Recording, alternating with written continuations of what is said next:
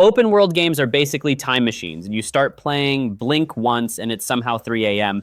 You promise to do the main quest, but end up fishing, climbing mountains, or picking fights with strangers. So here are 15 of the best open world games you can play right now. And yes, they'll completely wreck your schedule.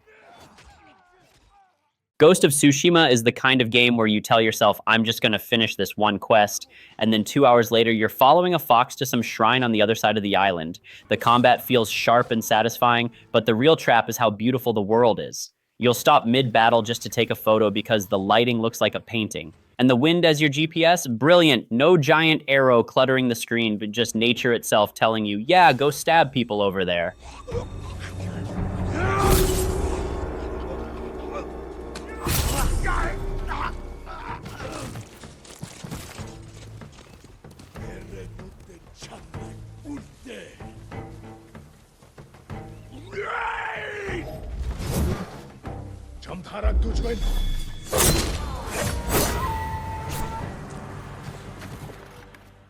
Night City is basically an open invitation to distraction. 1 second you're supposed to meet a contact, the next you're buying a cybernetic arm upgrade that lets you punch cars into traffic.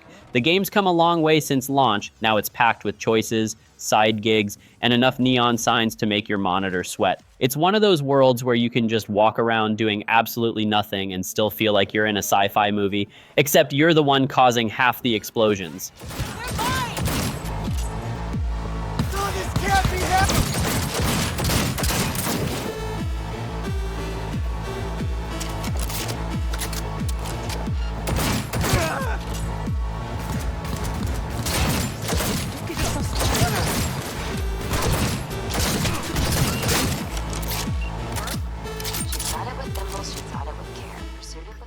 Final Fantasy VII Rebirth feels like your favorite childhood memory of the original game, but pumped full of modern energy drinks. The towns are bigger, the characters more expressive, and there's this dangerous cycle where side quests keep pulling you away from the main plot. Combat is a perfect blend of flashy action and brainy strategy. You're switching characters mid-fight, pulling off combos that make you want to rewatch them in slow motion, and then realizing you still haven't made it to the next story checkpoint.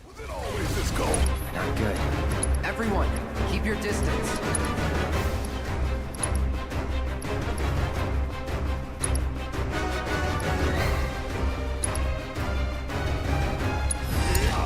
Here goes.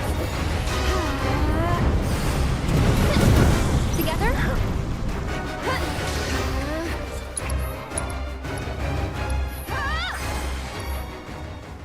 This is the one Assassin's Creed game where you'll actively avoid the main story just to sing with your crew. The Caribbean is gorgeous, the naval combat is surprisingly addictive, and plundering ships feels way too satisfying. You'll start a mission to take out a target, but halfway there, you spot a fat cargo ship, and suddenly you're in a 20-minute chase across the ocean. It's part stealth game, part pirate simulator, and part, I wonder how long I can survive with the Royal Navy chasing me.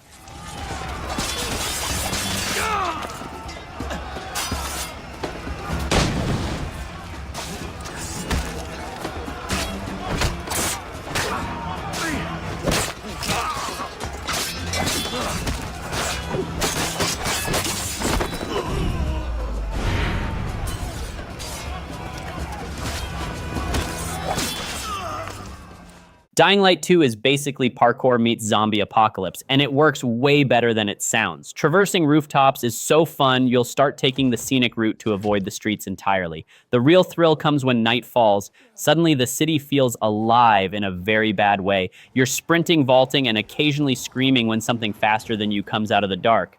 Throw in some solid melee combat and choices that actually change the city, and you've got a game that rewards both bravery and pure panic.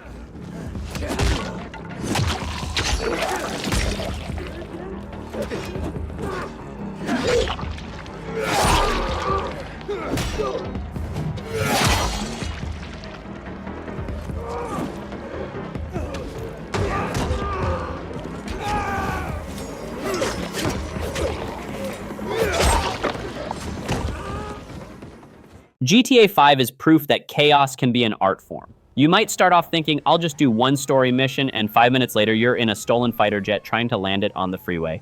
Los Santos is packed with random encounters, ridiculous side activities, and so many distractions you'll forget there's even a plot.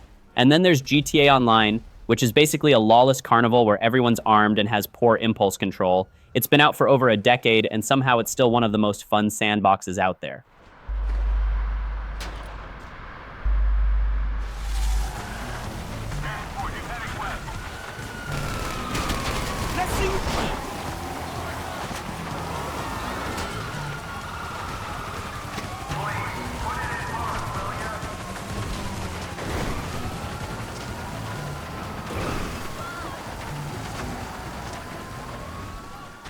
Horizon Zero Dawn is the rare game where you'll stop to admire the view, then immediately get mauled by a giant robot dinosaur.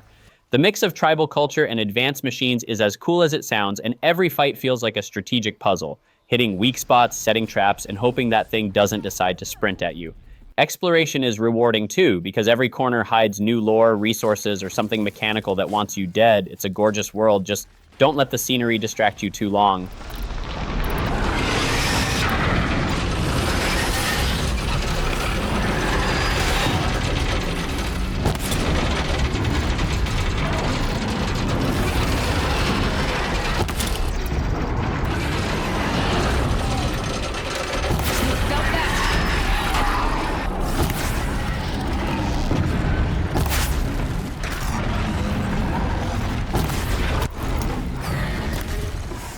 Mad Max is basically car combat the video game, and it's criminally underrated. The Wasteland is brutal, but somehow you'll still stop to admire the sunsets. Right before ramming someone's ride into a canyon. Upgrading your car feels personal, like you're building your own post-apocalyptic tank, and the driving physics make every chase feel like a movie scene. Sure, there's some scavenging grind, but it's worth it when you slam a harpoon through an enemy vehicle and drag the driver out like it's just another Tuesday.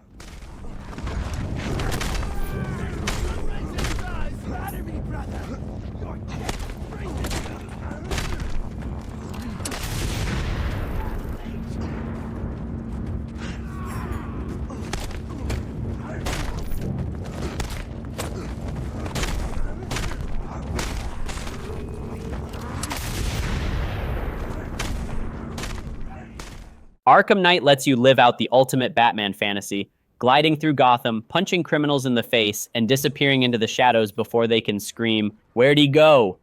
The combat is smooth, the stealth is satisfying, and the city feels alive with crime to stop. Then there's the Batmobile, which is basically a tank with an afterburner. Some missions will make you feel like the world's greatest detective. Others will have you realizing you just spent 20 minutes chasing Riddler trophies because you're too stubborn to quit.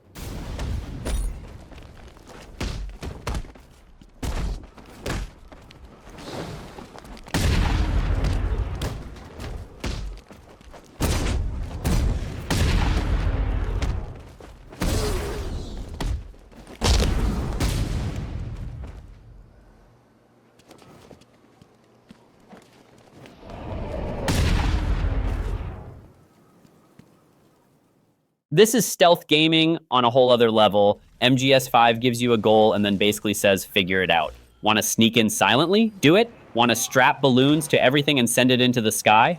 Also an option. The AI actually adapts to your play style. Use too many headshots, they start wearing helmets. Go loud too often, they beef up defenses. It's so flexible you'll end up replaying missions just to see how differently they can play out, or just to mess with guards in new, increasingly ridiculous ways. Activities at night.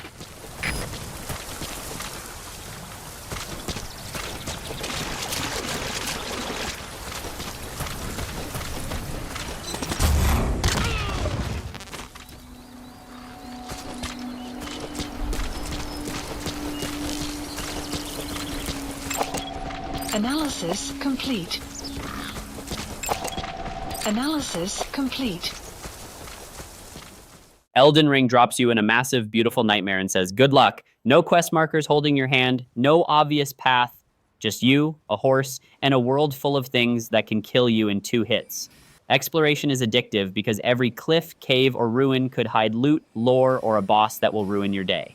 It's punishing, sure, but the rush of finally taking down something that's been bullying you for hours, nothing beats it. Well, except finding a slightly bigger thing to bully you next.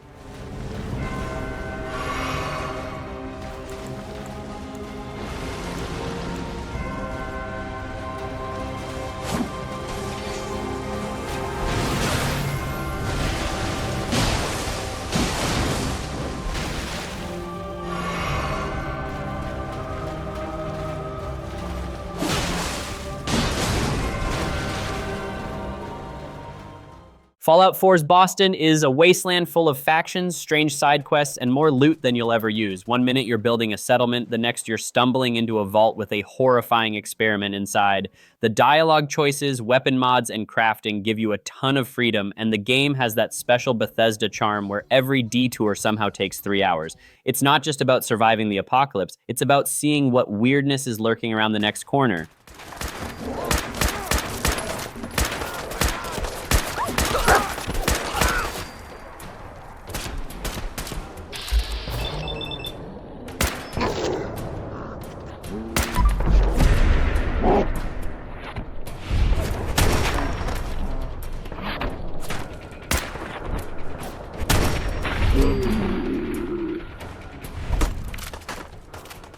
Breath of the Wild is a game that trusts you to be curious. You can climb anything, solve puzzles however you want, and accidentally set half a forest on fire because you forgot how fire works. The world is full of surprises, weird NPC stories, hidden shrines, and physics that let you experiment in ridiculous ways. It's less about following a main quest and more about asking yourself what's over there, and then spending the next hour finding out.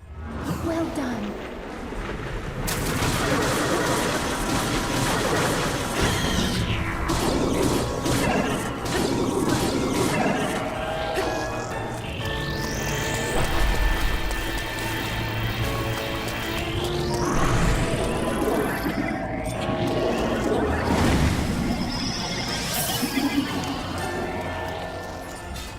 This isn't just an open world, it's a simulation of living in 1899. The detail is insane, from realistic wildlife behavior to the way NPCs remember your actions.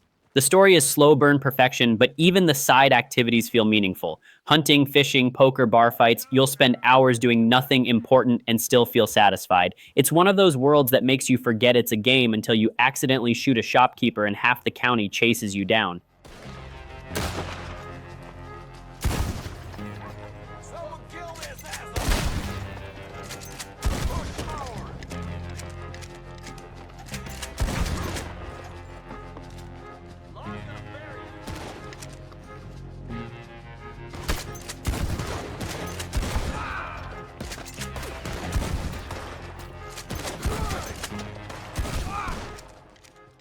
The Witcher 3 is still one of the gold standards for open-world RPGs. The main quest is gripping, but the side quests? Some of them are better than the main plot in other games. You'll hunt monsters, make tough choices, and constantly get distracted by question marks on the map. The writing is top tier, the world is massive, and every decision feels like it actually matters. Just be prepared for every quick session to turn into an all-night marathon because there's always one more thing to do. You'll regret that. You will die here now. You die tonight.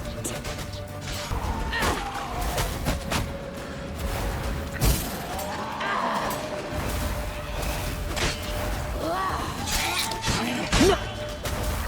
You will die here now. And that's the thing about great open world games. You don't just play them, you live in them, usually at the expense of everything else in your life. Whether you're chasing side quests, causing chaos, or just wandering for no reason, these worlds will keep pulling you back in. Now go play. Just don't blame me when the sun comes up.